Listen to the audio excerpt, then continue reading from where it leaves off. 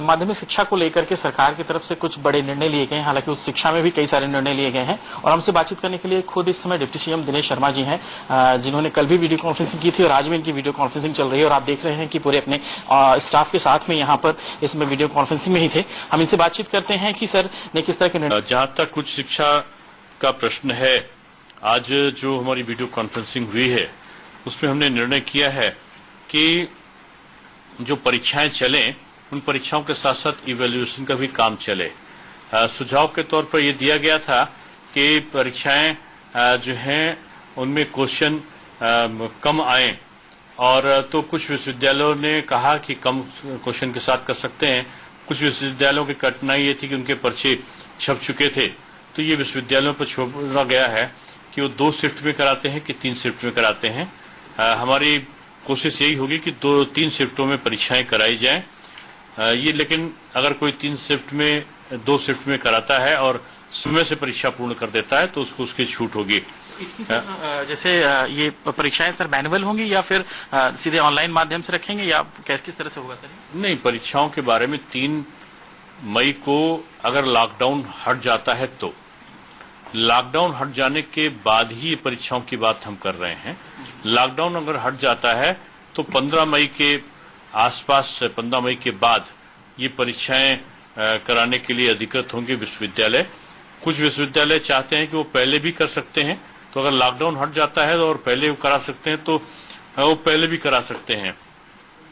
कुछ विश्वविद्यालयों ने ये रखा था कि सेंट्रलाइज इवैल्यूएशन की व्यवस्था है, तो सेंट्रलाइज इवैल्यूएशन की जगह वो डिसेंट्रलाइज इवैल्यूएशन की मांग कर रहे थे।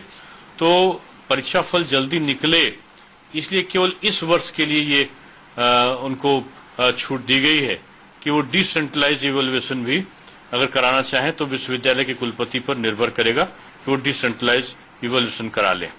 फाइनल ईयर का जो रिजल्ट है, वो जो लोग अंतिम वर्ष के छात्र विद्यार्थी बैठे हैं परीक्षा में, उनका इस प्रकार से स्कीम को, जो परीक्षा का सूची है उसको तैयार की जाए कि जो अंतिम वर्ष का विद्यार्थी है उसकी परीक्षा पहले हो और रिजल्ट पहले निकले, यानी जून तक रिजल्ट निकले और जुलाई में हमारे एडमिशन पूरे हो।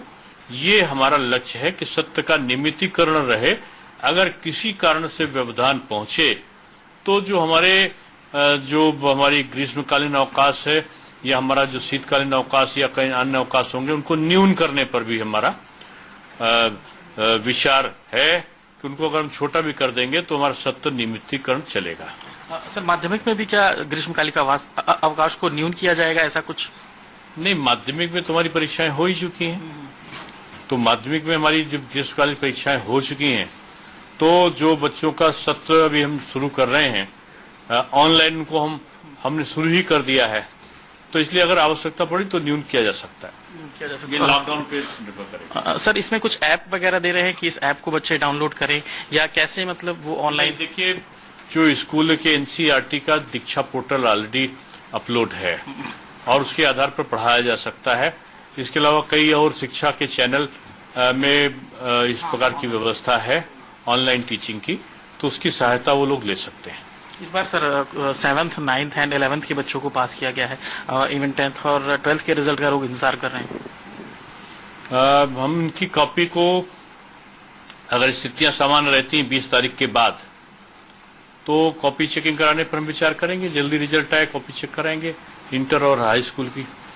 माध्यमिक की क्लासेस सर, ये मान के चलें कि लॉकडाउन के बाद शायद अगर सब कुछ ठीक ठाक, ऑनलाइन क्लासेस हमारी शुरू हो गई है। नहीं सर, मैनुअल क्लासेस लॉकडाउन के बाद क्या ऐसा कुछ लिया जा सकता है निर्णय की लॉकडाउन खत्म हो तो? आवश्यकता पड़ेगी तो हम कर सकते हैं।